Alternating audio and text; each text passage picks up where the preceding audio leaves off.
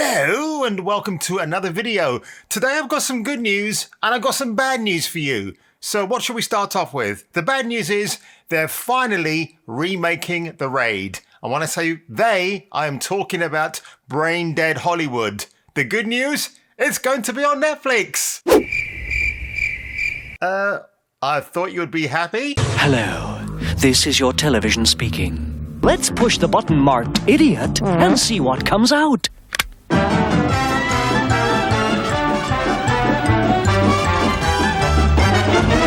Got a lot to unpack here, folks. I really do. So I have to show you this very, very quickly. This is my French steelbook of The Raid 2, which is if you've not seen this film, it is just amazing.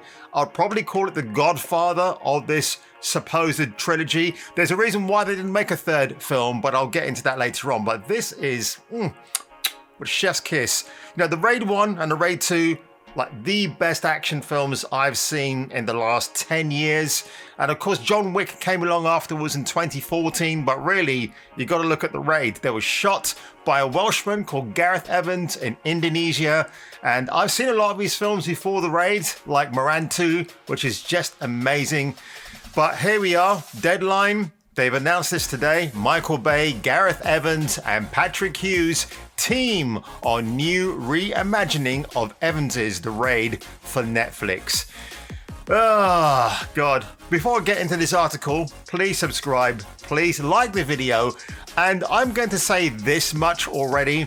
You know there's going to be some mandates in check. You know there's going to be the women of absolute strength and power, but they'll be played by 50-pound actresses with no action roles at all in their resumes.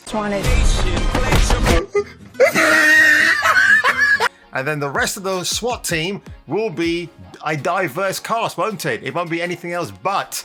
It's just so annoying, it really is, but it makes me giggle at the same time. So here we go. Three of the biggest action directors in the game.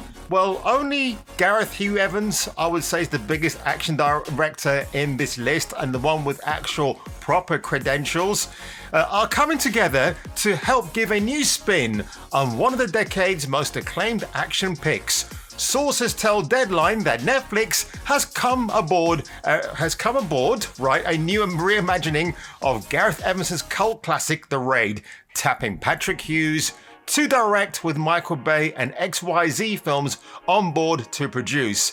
Evans will exec produce along with Range Media Partners, which represent all three talents. Hughes will co-write the script with James Beaufort. The original film was written and directed by Evans and followed an elite Indonesian SWAT team that becomes trapped in a tenement run by a ruthless mobster and his army of killers and thugs. The film premiered at the 2012 Toronto Film Festival and earned instant praise for its insane action pieces and turned Evans into one of the festival's biggest stars.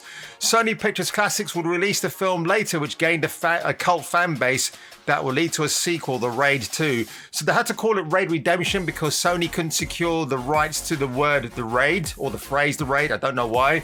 It's a little bit strange, but I'm not excited about this at all. It's probably the worst piece of news that I can recall. In fact, Frank Grillo and Joe Carnahan, two of my favorite people in action, were supposed to have made this film or do their reimagining of it, but for some reason, Joe Carnahan, they just kind of gave up the rights to do that, and now it's in the hands of Patrick Hughes and Evans and Michael Bay and Netflix. It's great that it's on Netflix because that just goes to show you there's no faith in its production being embraced by anybody. I'm going to get to the comment section in a minute because this does make me laugh.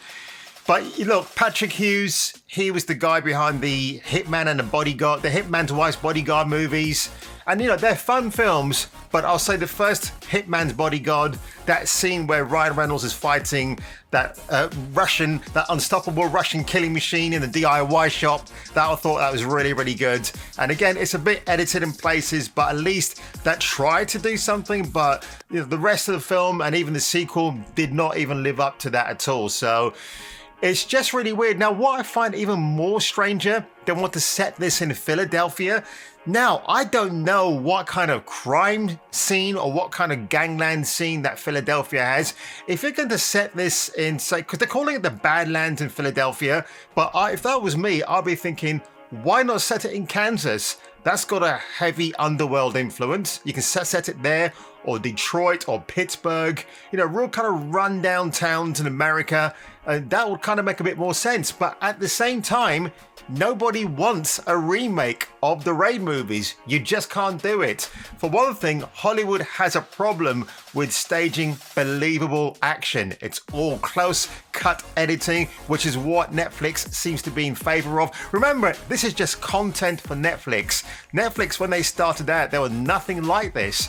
So it's just going to be heavily edited segments, nothing to shout home about, and it's going to be forgotten before it even gets off the ground. You won't get people singing its praises. I cannot wait to see what a trailer for this film looks like, which we'll probably see at the end of the year or maybe the beginning of next year.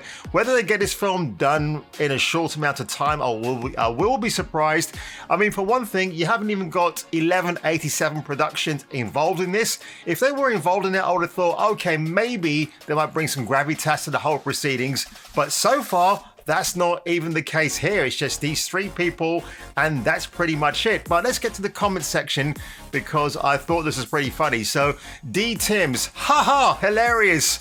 Hoz action films are all films that went straight to DVD streaming, and all of them known as mixed reception or failures. Have fun making another rubbish Netflix film, guys. People only care about money these days. It's absolutely true. Breedlow, they'll never be able to top the original, so why even try?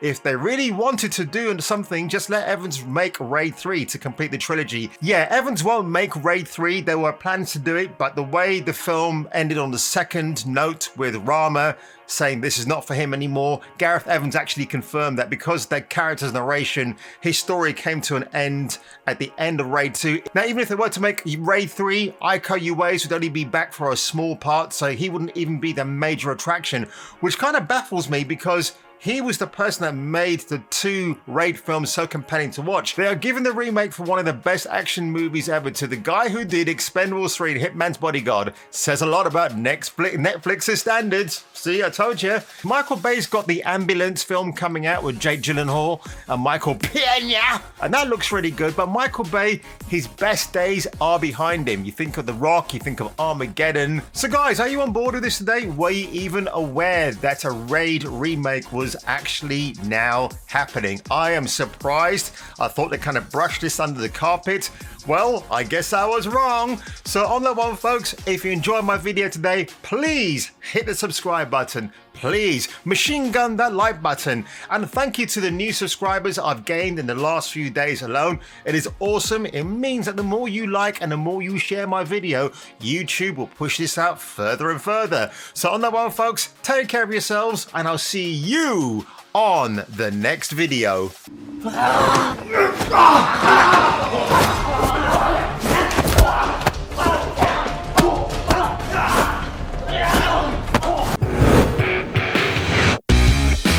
Like and subscribe, or get your nuts Krogan crushed.